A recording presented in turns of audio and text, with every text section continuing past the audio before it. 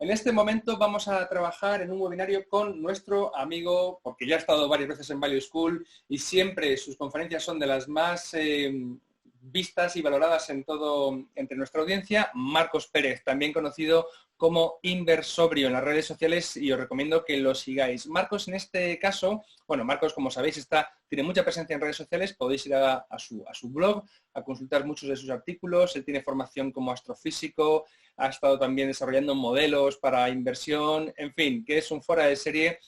Os animo a que vayáis a su blog, como digo, y a que veáis sus conferencias para Value School. Y sin más dilación, porque tiene una charla muy interesante que presentaros hoy, vamos a dar paso a esta sesión que se llama Un enfoque ecoevolutivo de la gestión del riesgo. Por favor, os pido que las preguntas las paséis directamente a la cajita de preguntas y respuestas, y comentarios, saludos a la cajita del chat. Yo le iré pasando a Marcos las preguntas de la caja de Q&A de preguntas y respuestas. Y sin más, Marcos, te cedo la palabra.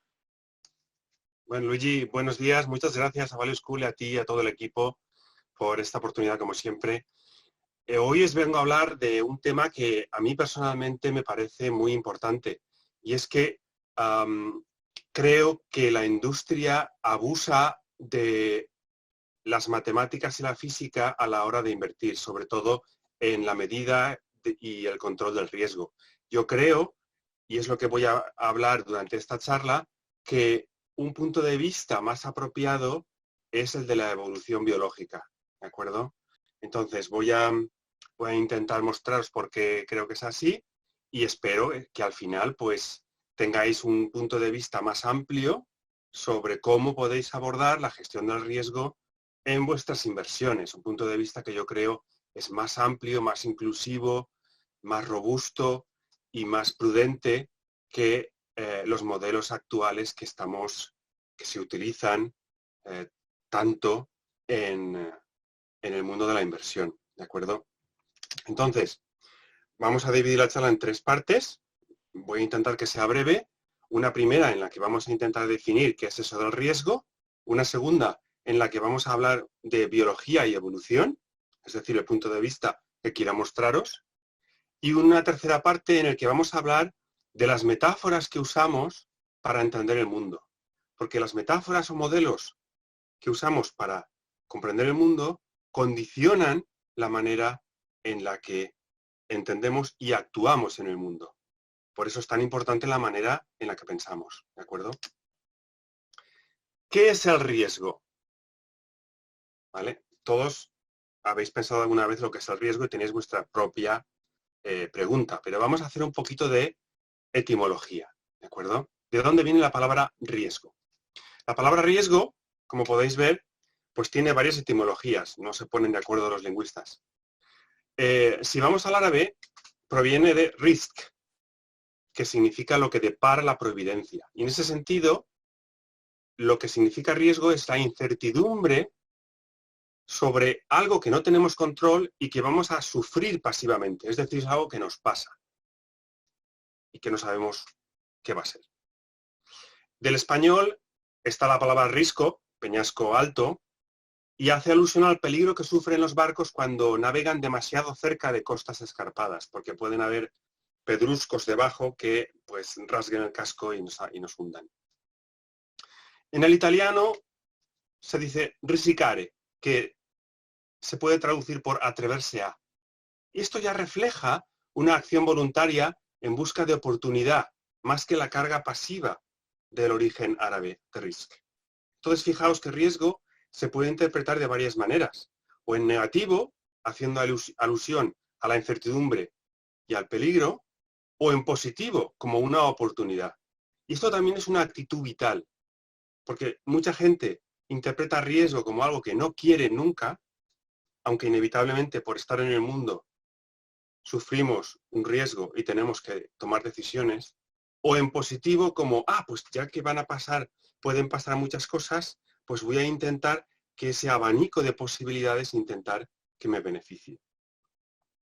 Para mí, riesgo no es la volatilidad, ¿de acuerdo? Volatilidad en finanzas técnicamente es la desviación típica de las rentabilidades a lo largo del tiempo. En palabras de la calle, ¿cuánto se mueve un activo a lo largo del tiempo? ¿De acuerdo? la industria ha utilizado esta medida por muchas razones. Por comodidad, porque es muy útil a la hora de hacer formalismos matemáticos. También porque psicológicamente es muy práctica. El inversor siente la volatilidad como un riesgo al no sufrir de manera simétrica la misma variación a la baja que al alza. Pero para mí la volatilidad no es riesgo, porque lo que realmente supone un peligro es la manera en la que se genera ese movimiento. Es decir, podemos tener un movimiento muy estable, poco volátil, y ser muy peligroso, como por ejemplo un cocodrilo que está nadando en el estanque, que apenas se mueve, incluso una garza se posa sobre él y parece que no le pasa nada. Sin embargo, es muy peligroso porque en cualquier momento nos puede degollar. ¿Vale? En el proceso reside el riesgo, no en cuanto observamos que se mueve. Por ejemplo, una camada de cachorros se mueven un montón, pero riesgo no tienen ninguno. ¿De acuerdo? Entonces, empiezo partiendo de la base de que para mí la volatilidad no es riesgo. Es el proceso. Hay que mirar el proceso que produce esa volatilidad para definir el riesgo. Entonces, el riesgo ocurre porque no sabemos qué va a pasar. ¿De acuerdo? No sabemos qué va a pasar y es algo que intentamos evitar. Pero ¿es posible saber lo que va a pasar? Entonces voy a hacer un pequeño paréntesis para demostrar, entre comillas, que no es posible saber lo que va a pasar. Y eso tiene profundas consecuencias, sobre todo en una industria como la nuestra, en la que nos pasamos el 95% del tiempo haciendo estimaciones de escenarios futuros. ¿Qué va a pasar ahora con el coronavirus? ¿Qué va a pasar ahora con este estilo de inversión? ¿Qué va a pasar ahora con este mercado, con este activo? Siempre estamos intentando estimar qué va a pasar. Entonces, si llegamos a la conclusión de que es intrínsecamente imposible predecir el futuro, todo ese esfuerzo que hacemos por valorar esos escenarios, pues un poco vamos a poder pasar de él. ¿De acuerdo? Entonces, la demostración que voy a hacer viene de la teoría del caos, de los sistemas complejos. No os asustéis, que va a ser muy sencillita, ¿de acuerdo? Imaginaos, voy a coger el ejemplo del problema de los tres cuerpos. El problema de los tres cuerpos es tres planetas en el espacio, imaginaos que no hay nada más, y que están orbitando uno alrededor del otro, unos alrededor de los otros. Este podría parecer un problema muy sencillo de solucionar. Lo que ocurre es cuando explicitamos las ecuaciones que definen su movimiento, pues nos damos cuenta de que están acopladas. Es decir, lo que haga un planeta va a depender de lo que hagan los otros, y estos otros a su vez de lo que hagan los otros. Esto en matemáticas produce una situación en la que las soluciones a esas ecuaciones son imposibles de resolver. Y esto es una descripción matemática del sistema. Por imposibles quiere decir que no se pueden encontrar soluciones genéricas. Es decir, da igual lo listo que sea el matemático, da igual la cantidad de computación que tengamos, da igual los modelos súper sofisticados de machine learning, de lo que tú quieras, no se va a poder solucionar. Y como no se puede solucionar, no podemos saber dónde van a estar estos tres planetas en el futuro, ¿de acuerdo? Ahora, esto es para tres planetas, en el que simplemente con la masa, sus posiciones y sus velocidades, queda definido el sistema totalmente. Ahora, imaginaos que hablamos de personas. Personas como el dibujo que tenemos aquí, en el que cada una tiene sus sueños, sus miedos, sus preferencias, sus maneras de interactuar con otras personas, la posibilidad de cambiar de opinión, es decir, de cambiar sus propiedades a lo largo del tiempo, y que además están dinámicamente interactuando. ¿De acuerdo? Entonces, si ya en el problema de los tres cuerpos es imposible predecir dónde van a estar en el futuro, en el sistema humano de libre mercado, en el que hay millones de personas interactuando, es aún más evidente que es imposible predecir lo que van a hacer los mercados. Da igual la potencia de cálculo o el talento que se asigne, ¿de acuerdo? Y esto lo puedo resumir en estas tres frases, ¿de acuerdo? Si, incluso si los modelos matemáticos fueran definitivamente correctos, y esto en el sentido de completitud de una ciencia es imposible, como decía Popper, o fueran completos en su descripción de la realidad social, es decir, que se pudiera describir con esas ecuaciones toda la realidad de la sociedad, algo que es imposible en el sentido de Hayek, porque las personas no somos electrones, su evolución futura será necesariamente impredecible. Y aquí lo de necesario es la parte importante, ¿de acuerdo? Tenemos que aceptar que no se puede predecir el futuro. ¿Ok? Entonces, además, sin recurrir a la teoría del caos, el riesgo es inseparable de nuestra libertad y su ausencia llevaría a una contradicción, porque la única manera de eliminar todo el riesgo sería saber todo lo que va a ocurrir, y en ese caso implica que todos los seres humanos estarían predeterminados en sus acciones futuras, y la libertad no existiría. Ni siquiera podríamos pensar de manera diferente, porque nos llevaría a actos nuevos, que no estarían incluidos en ese determinismo. En resumen, el riesgo existe porque no se puede saber lo que va a pasar. Pueden suceder muchas cosas, pero al final solo ocurre una, que es la que nos afecta. ¿De acuerdo? Luigi, ¿quieres alguna pregunta sobre esta parte? No, os sigo. No, puedes seguir. Solamente hay una pregunta, pero más general será para el final de la sesión. Adelante. Vale, entonces, el riesgo no hace referencia a una probabilidad o una estadística, para mí. El riesgo, cuando hablamos de invertir nuestro dinero, hace referencia a nuestra supervivencia como inversores o ahorradores. Porque si perdemos nuestra inversión, estamos muertos financieramente hablando. Muertos, vivos, supervivencia. La gestión del riesgo es una rama de la biología, porque habla de la supervivencia. ¿De acuerdo? Y dentro de la biología, de la evolución. Porque Farmer, en el 97, tuvo una idea brillante, y es la de hacer el paralelismo entre una ecología de especies que evoluciona y una ecología de estrategias para invertir. Y si nos fijamos, estamos hablando de lo mismo. Porque cuando en biología hablamos de una especie, al invertir hablamos de un tipo de estrategia. Por ejemplo, una especie podría ser un león, un lince, una cucaracha. En las estrategias podemos estar hablando de indexación, de value, de multi-asset, de total return, de absolute return, del montón de estrategias que hay en este ecosistema de la inversión. En la ecología de especies hablamos de organismos individuales, en la ecología de estrategias hablamos de fondos o gestores, de una implementación concreta de un tipo de estrategia, es decir, un individuo dentro de su especie. El genotipo haría referencia a la representación abstracta funcional de esa estrategia, y el fenotipo lo que se ve a las acciones observables de la estrategia, es decir, qué compra y qué vende. El por qué vendría en el genotipo y lo que hace en el fenotipo. ¿De acuerdo?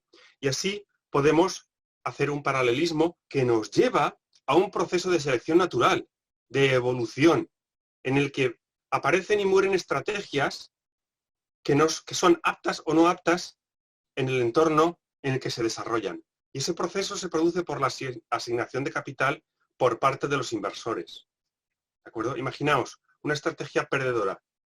Imaginaos que un gestor decide que lo que va a hacer para invertir es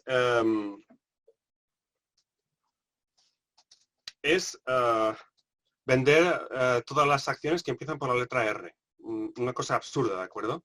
Pues incluso si consiguiera capital, al ir perdiendo dinero, desaparecería este individuo, y si hay otros gestores que utilizan esta estrategia, pues esa estrategia acabaría pereciendo en el tiempo. De tal manera que solamente quedan las estrategias que mejor se adaptan al medio, son las que permanecen en la industria de la inversión. ¿De acuerdo? Aquí tengo otra vez que volver a definir muy brevemente los conceptos de estrategia cóncava y estrategia convexa, ¿de acuerdo? El fenotipo, es decir, lo que se observa que hacen, no el porqué, que sería el genotipo, ¿de acuerdo? Las estrategias cóncavas serían aquellas estrategias que se centran en acertar, ¿de acuerdo? Hablaba al principio de esa obsesión que tenemos por establecer escenarios futuros y esa necesidad que tenemos de saber qué va a pasar o de querer predecir qué va a pasar, ¿de acuerdo? Es una forma de pensar muy cóncava, porque lo que buscamos es acertar mucho. Y por otro lado están las estrategias convexas, en las que asumimos que no se puede predecir y lo que vamos a intentar es generar un proceso en el que nuestras operaciones a largo plazo sean rentables sin necesidad de tener que predecir lo que ocurre. Esto va a ser importante, estas definiciones van a ser importantes más adelante. Entonces, ¿cómo funciona la evolución?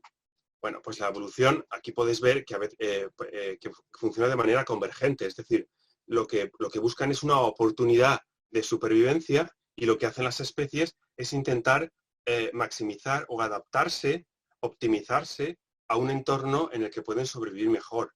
Y aquí vemos como, por ejemplo, la golondrina, heredera de los dinosaurios, y el murciélago, que es un mamífero como nosotros, no tienen nada que ver uno con el otro y sin embargo los dos han convergido a un mismo ecosistema en el que hacen lo mismo, intentar comerse los mosquitos que tanto nos fastidian por la noche. Es decir, son dos organismos que han ido evolucionando y al final han convergido para hacer casi lo mismo. Y en el mundo de la inversión encontramos cosas muy similares. Por ejemplo, he elegido los fondos long short. Los fondos long short lo que hacen es que buscan compañías sobrevaloradas para ponerse cortos, es decir, apostar a la baja, y compañías infravaloradas para ponerse largos, de tal manera que esperan que los aciertos bajistas y los aciertos alcistas produzcan en total una curva de rentabilidades más estable o menos volátil, que es lo que al final también acaba haciendo los fondos market neutral. Los fondos market neutral lo que buscan es estar neutrales a mercado, es decir, que su beta, en términos técnicos, que su beta sea cero. Y para eso lo que hacen es que buscan, que su exposición a mercado sea cero, es decir, que al final su beta compense la del mercado.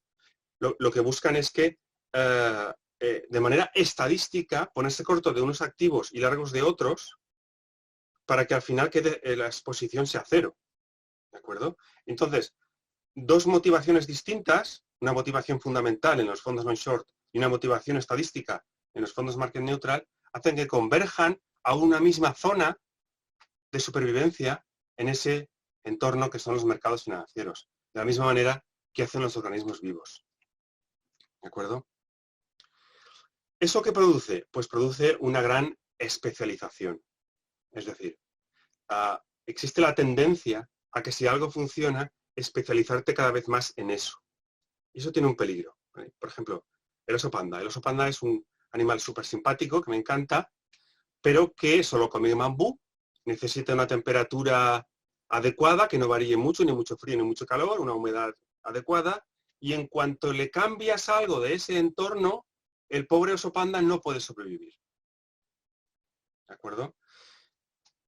Que es un poco lo que hace la industria de la inversión, en el sentido de que encuentra una estrategia o modelo que funciona y en vez de imaginar que el entorno puede cambiar y abrirse a nuevas posibilidades, lo que hace es que se sobreadapta a ese entorno e incluso llega a apalancarse para sacar más rentabilidad de ese pequeño hueco, oportunidad que ha conseguido. Y esto lo hace frágil a cambios, como le pasa a los oso panda.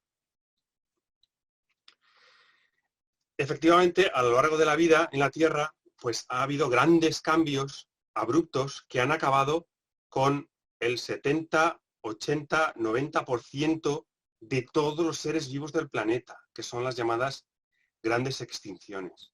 ¿De acuerdo? La que todos tenéis en la retina, sin duda, es la de los dinosaurios, porque todos hemos visto las películas de Jurassic Park. Pero han habido otras muchas extinciones a lo largo de la historia de la Tierra y la pregunta que os hago en relación a la inversión es obvia. qué especies, cuando hay una gran extinción, son las que sobreviven, las que están extremadamente adaptadas y especializadas al medio, o aquellas especies que, sin ser tan sexys o atractivas, pueden sobrevivir en una amplia gama de escenarios. Pues obviamente las menos adaptadas y más generalistas son las que más sobreviven a lo largo del tiempo. Aunque en la industria de la inversión lo que nos encontramos son generalmente referencias a animales exóticos con un nicho muy, muy particular y muy sensibles a los cambios en el entorno. Todos hemos oído hablar de fondo águila, fondo lince, fondo velociraptor, un montón de nombres exóticos que hacen referencia a animales que están hiper especializados, que son muy bonitos y muy estéticos y atractivos, pero que son muy sensibles a los cambios que, como hemos visto, siempre acaban produciéndose en los mercados. ¿De acuerdo? Entonces, entre los menos especializados, pues he elegido estos 4. Hay más, ¿vale? Pero 4 por facilidad. Unos son las esponjas marinas, otros son los osos de agua o tardígrados, otros son las cucarachas y otros son las cianobacterias, ¿de acuerdo? Entonces, las cianobacterias llevan con nosotros viviendo más de 3.500 millones de años. Las esponjas, 760 millones de años. Los tardígrados, 530 millones de años. La cucaracha, 250 millones de años. En cambio, los animales que nos gustan, porque son muy bonitos, como el oso panda, el lince ibérico, pues apenas llevamos aquí unos pocos millones de años. Estos animales tan bonitos son bonitos porque se han hiperespecializado en un nicho muy concreto, en el que si cambias algo, pues es muy probable que se extingan. Entonces, la pregunta obvia, como inversores que nos tenemos que hacer es, ¿qué es más probable que siga aquí en los próximos 100 millones de años, si hablamos de organismos vivos, o sobreviva a la próxima gran extinción masiva? Pues obviamente esos organismos que ya han sobrevivido a extinciones masivas, pero que siguen, en lugar de adaptarse a la situación actual, lo que hacen es que intentan adaptarse a todas las situaciones posibles. ¿Vale? Por poneros un ejemplo, los tardígrados o osos de agua, que podemos ver aquí, pues son unos animalitos que son más pequeños que 1 milímetro, pueden sobrevivir temperaturas por encima de 150 grados centígrados, o sea, sobreviven en agua hirviendo, pueden sobrevivir temperaturas próximas al cero absoluto, es decir, sobreviven perfectamente en la Antártida, pueden sobrevivir en el espacio exterior, el vacío, pueden permanecer décadas sin comer ni beber, ¿vale? Son feos, pero son muy eficientes. La cucaracha es lo mismo, hay cucarachas en todos los ecosistemas y todos los entornos del planeta Tierra. No son tan resistentes como los tardígrados, pero a veces no lo parece cuando encontramos unas cuantas detrás del armario. Y las esponjas, pues la verdad es que tienen una estrategia de inversión o de supervivencia la mar de sencilla, y es que ellas están ahí en el fondo marino y lo que hacen es que se quedan esperando a que el alimento les llegue, movido por las corrientes marinas. Llega el alimento y aquello que pueden comer lo metabolizan y lo que no, no. No hacen absolutamente nada más. Y esa simplicidad es la que les da esa robustez. ¿De acuerdo? Y aquí lo que tenemos es un conflicto de intereses en la industria de la inversión. Y es que generalmente la mayoría de clientes lo que buscan es más rentabilidad, lo que obliga a la industria, a las gestoras y gestores, a optimizar sus estrategias al actual régimen, incluso en algunos casos a apalancarse, porque si ha ido bien en el pasado, ¿por qué no me voy a apalancar? Los clientes lo que buscan es menos volatilidad. Los clientes no les gusta perder aunque sea algo temporal, inherente a la estrategia. Eso hace que los gestores tiendan a implementar estrategias cada vez más cóncavas, como por ejemplo de venta de opciones y cosas así que sistemáticamente se ha visto que acaban arruinando a los inversores, pero de nuevo vuelven a aparecer nuevos productos, nuevos gestores con este tipo de estrategias. Y lo que le gusta al inversor es la novedad. Es decir, siempre está buscando la novedad, como cuando estamos con el móvil.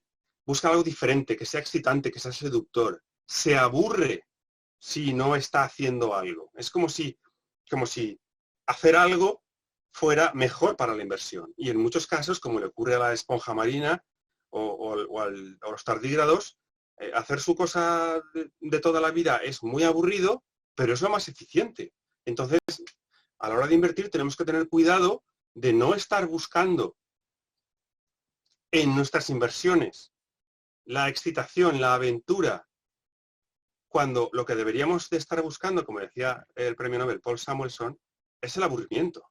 Una buena inversión es aquella que es aburrida. ¿De acuerdo? Aquí he puesto el ejemplo del fondo Long Term Capital Management, LTCM, que en los años 90 fue gestionado por 2 premios Nobel y un equipo de gestores cuantitativos, que ellos desarrollaron una estrategia cóncava muy apalancada. Entonces, iba fantásticamente bien, ganaban 30-40% al año, pero el entorno cambió y ellos no eran cucarachas o ositos de agua, eran más bien linces. En cuanto cambió el entorno, pues aquello fue el caos. Lo tuvo que rescatar la Reserva Federal, perdieron todo su dinero. Y esto es algo que se sigue repitiendo. Estoy hablando de los años 90, han pasado ya más de 20 años, pues sigue sucediendo con nuevos casos. ¿De acuerdo? Y es que parece ser que hay una parte de los inversores que buscan en la inversión lo que otros buscan en el fútbol o en los juegos. ¿Vale? Y esto nos lleva a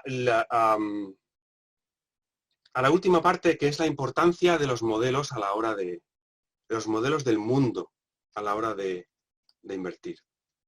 Y es que si la realidad es inabarcable, ¿vale?, todos los modelos que hagamos sobre la realidad o las metáforas que utilicemos del mundo van a ser una simplificación que nos van a permitir operar a través de los instrumentos que creemos en ese mundo inabarcable. Entonces, nuestra estrategia, cuanto más próxima esté, más realista sea a esa realidad inabarcable, pues más respetuoso va a ser con su naturaleza. Y eso le va a permitir sobrevivir más tiempo. En cambio, cuanto más ajustada esté nuestro modelo al régimen actual de la realidad, más frágil va a ser a la próxima extinción, como le pasaba a los organismos vivos. ¿De acuerdo? Y lo que tenemos hoy en la industria es una predominancia de los modelos matemáticos de inspiración física, como por ejemplo igualar riesgo a volatilidad o el modelo de Value at Risk, que utiliza unas suposiciones sobre el comportamiento de los mercados que no son ciertas, o el desarrollo de carteras con modelos de Markovich o CAPM, que de nuevo utiliza hipótesis sobre la naturaleza de los mercados que no son ciertas. ¿Qué pasa? Lo que pasa aquí es que estos modelos nos generan un instrumental que hace muy atractivo y operable hacer cosas. Entonces, la industria se autojustifica con esos modelos complejos lo que está haciendo, porque la mayor parte del tiempo funcionan. Pero tarde o temprano el entorno cambia y esos modelos ya no sirven. Producen pérdidas, extinciones masivas, que quien las sufre es el inversor. De ahí mi preferencia por estrategias más cercanas a la realidad, que necesariamente tienen que ser más simples y menos optimizadas. Menos optimizadas tiene el lado malo, entre comillas, de que siempre va a haber un gestor, fondo o estrategia que va a ganar más dinero que tú. Pero el problema no es que tú ganes más que nadie este año o estos 3 años. El objetivo es que tú obtengas una rentabilidad razonable en el largo plazo. Y reconocer que la carrera, por ser el más rentable del año, pues se la dejamos a otros, a los linces, a las águilas pescadoras, ¿de acuerdo? A esos animales tan exóticos y bonitos, pero que a la mínima de cambio perecen. Y esto lo he intentado expresar en este gráfico que voy a intentar explicar, ¿vale? Fijaos, es un gráfico en el que he puesto 3 ejes. Un eje de complejidad, ¿de acuerdo? De menor complejidad a mayor complejidad. Un eje de incertidumbre, menor incertidumbre, mayor incertidumbre. Y hacia arriba, pues la eficiencia. Entonces, con estrategias y con seres vivos, pues podemos hacer una analogía muy interesante. Y es que cuando tenemos un entorno muy determinista, un entorno que no cambia mucho, un entorno que es estable, que podemos asumir que no va a cambiar, pues lo que tenemos son animales o estrategias muy bonitas, muy adaptadas a un entorno y que funcionan muy bien mientras ese entorno no cambie. ¿Vale? Ese sería el punto B en el gráfico. Ahora bien, si hablamos de un mundo, de un entorno con gran incertidumbre, como son necesariamente los mercados financieros, y ahora aquí recupero lo que he comentado al principio de necesariamente. No podemos eliminar la incertidumbre de los mercados. Es algo que es inherente a su naturaleza. Da igual los medios que utilicemos o los genios que vengan en el futuro. ¿De acuerdo? Entonces, cuanto mayor sea la incertidumbre, cuanto más complejos y adaptados estén los modelos que utilicemos, pues menos eficientes van a ser en el largo plazo. Y ese es el punto C que he puesto aquí en esta pizarra con algunos de los modelos más famosos que se utilizan actualmente en la industria.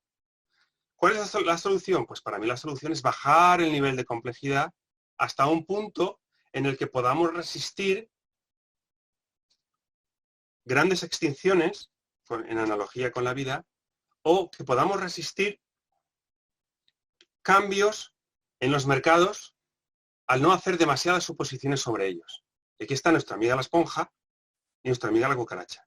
Entonces, no son los más sexys, no son los que están de moda, seguramente no son los que más van a ganar este año, pero es muy probable que este tipo de estrategias sean las que sobrevivan a estrategias tipo lince o tipo águila pescadora. ¿De acuerdo?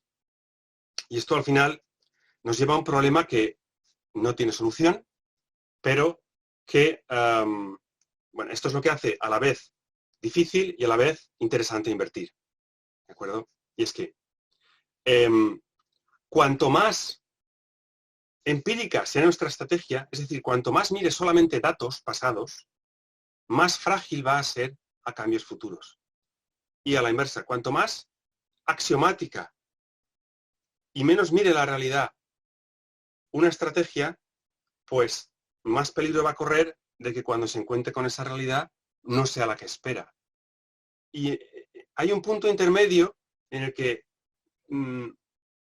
adoptamos una epistemología más verdadera, pero también nos adaptamos al entorno actual, y ese punto de mínima incertidumbre de la estrategia es un poco lo que hay que estar buscando. Es decir, tenemos que buscar estrategias simples porque son las más robustas, pero no demasiado simples porque pueden ser simplistas.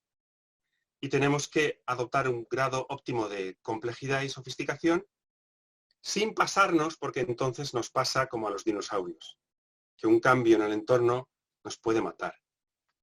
¿Ok? Y este es un poquito lo que quería contaros. Espero haberme expresado con claridad. ¿No, Luigi? Espero. Con la claridad habitual, Marcos, y una conferencia, como siempre, muy sugestiva, con un montón de ideas, y te lanzo algunas preguntas que se han quedado ahí acumuladas y que vienen a cuento. César Piret te saluda y te pregunta si, ya que es imposible, como sostienes, discernir el futuro, ¿intentos de hacer entonces sistemas de bolsa con inteligencia artificial están abocados al fracaso? En mi opinión, sí. En mi opinión, yo tengo una anécdota, voy a contestar con una anécdota. En vez de volver a desarrollar el argumento que he desarrollado al principio, voy a contestar con una anécdota.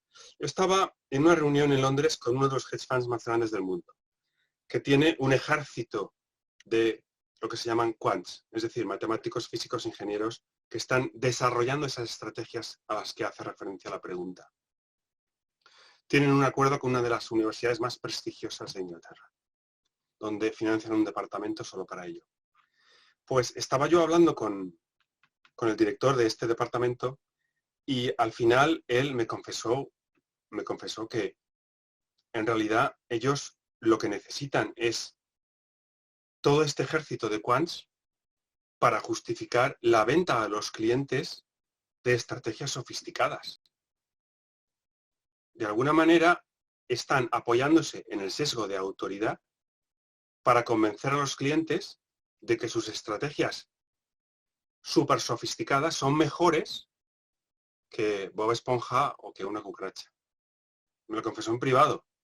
Son varios los que me confiesan también en privado que ellos su dinero no lo gestionan con estrategias sofisticadas, sino que recurren a estrategias robustas y simples como la de la cartera talmúdica y de Brown, que comentamos en la charla de construcción de carteras hace unos meses.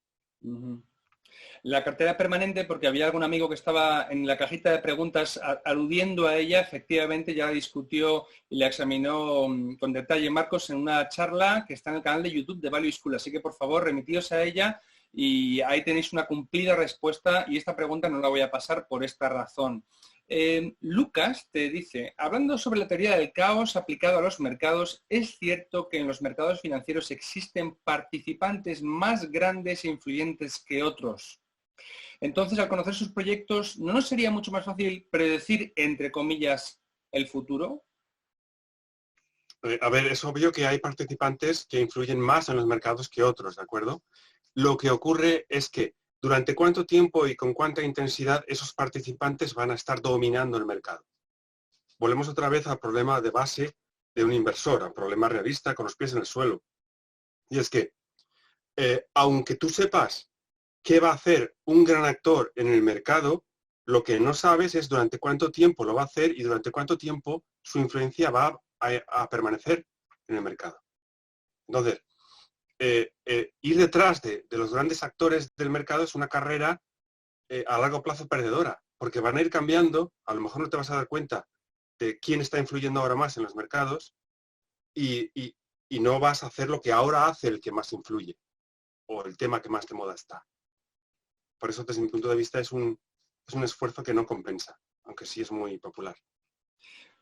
Mira, Francisco te dice que él es biólogo evolutivo y la aplicación de estas ideas a la economía y la inversión le ha parecido muy interesante. Excelente charla, Marcos. Ya tienes aquí una... Muchas gracias, encantado. Y si tienes algún apunte, pues me contactas por Twitter y me comentas ideas, ¿vale? Porque yo siempre estoy aprendiendo. Fenomenal. A ver, Josep te pregunta, si volvieras a tener 20 años, en tu opinión, ¿qué harías? Inversión periódica a un fondo índice mundial y listo. Me hace gracia porque a Iván Martín en la sesión de inauguración le han preguntado también que qué sentido tiene para un joven la inversión a largo plazo. Josep tiene 20 años y te pregunta si tú lo que harías sería indexarse al mundo y esperar. Sí. Esta pregunta, cuando doy charlas en la universidad, me la hacen mucho los jóvenes, ¿no? Y además me la hacen con una queja. Me dicen, Marcos, tenemos que esperar aquí 40, 50 años para ver los frutos, y yo pienso, ¿quién pudiera esperar otros 50 años para ver los frutos? Porque cuando invertimos a través de un índice mundial de bolsa, la manera en que se define, es decir, el proceso es tan robusto y tan eficiente, tan resistente a crisis, a cambios de régimen, que es la manera más segura de invertir a muy largo plazo. Entonces es un regalo tener 20 años y empezar a invertir, porque, vale, hay que esperar mucho, pero es que la probabilidad de que consigas un gran patrimonio a 40, 50 años es la más alta cuanto antes empieces. Qué bueno, pues un mensaje de esperanza y de ánimo a todos los jóvenes que estén introduciéndose ahora en este campo. El largo plazo al final paga y compensa. Vamos con otra pregunta. Luis Antonio dice, aunque fuera determinista el modelo, sería difícil determinar tales factores que sean considerados de riesgo. ¿Cómo ponderar tales factores? Te pregunta él. No entiendo del todo la pregunta. A ver. Bueno, pues entonces, Luis Antonio, si puedes reformularla, se la paso si nos quedará tiempo. Él escribe, aunque fuera determinista el modelo, sería difícil determinar tales factores que sean considerados de riesgo. ¿Cómo ponderar tales factores? Bueno. No Vale, pues no pasa nada. Diego te Yo no quiero pregunta... contestar algo que no sea lo que busca él. No, me parece muy bien. Diego te pregunta, ¿puedes darnos tu visión acerca de la inyección de liquidez que están haciendo los bancos centrales y cómo puede evolucionar todo esto? Gracias. Uf. Bueno, lo que estamos viendo ahora es la segunda parte de una película que vimos después de 2008.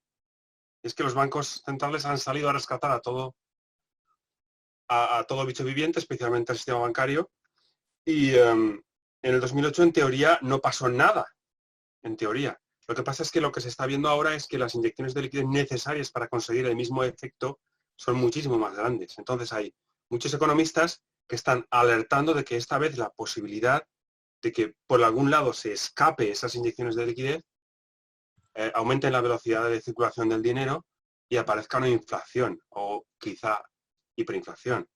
Ese peligro estaba ahí después de 2008 y ahora vuelve a estar otra vez encima de la mesa.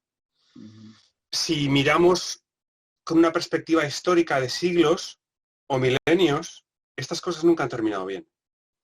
Nunca han terminado bien. Manipular la moneda nunca ha terminado bien. Lo que pasa es que no sabemos si no va a terminar bien el próximo año o la próxima década o más adelante. No lo sabemos. Pero desde luego, y además moralmente también está muy mal eso de rescatar a las empresas que peor lo hacen y no dejar que las nuevas especies aparezcan.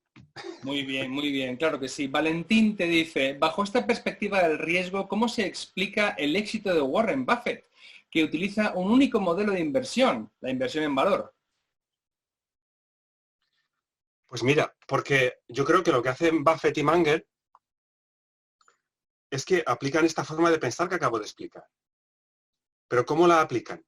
Pues lo que hacen es que ellos estudian el modelo del mundo que tiene una empresa y si, además de otras condicionantes típicos de la escuela Value, y si su modelo del mundo ellos consideran que es robusto y que puede sobrevivir diferentes entornos, entonces lo que hacen es comprar ese modelo del mundo, desde mi punto de vista. No sé si ellos han utilizado alguna vez este símil o estas palabras, pero yo creo que al final el inversor value lo que hace es que estudia cómo entiende una empresa el mundo y cómo intenta sobrevivir en ese ecosistema, y el gestor, si considera que esa especie tiene posibilidades de sobrevivir y medrar en ese ecosistema, en función de un montón de cosas, y cada maestrillo tiene su librillo, pues entonces la comprará.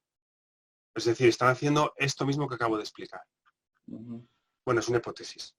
Muy bien. Andrés te hace un par de preguntas, pero te voy a hacer una de ellas porque ya estamos en los últimos 2 minutos. Dentro de la simplicidad, ¿consideras la inversión por factores? Sí y no. A ver, en primer lugar, los factores fueron un descubrimiento empírico y acabamos de ver los peligros del empirismo.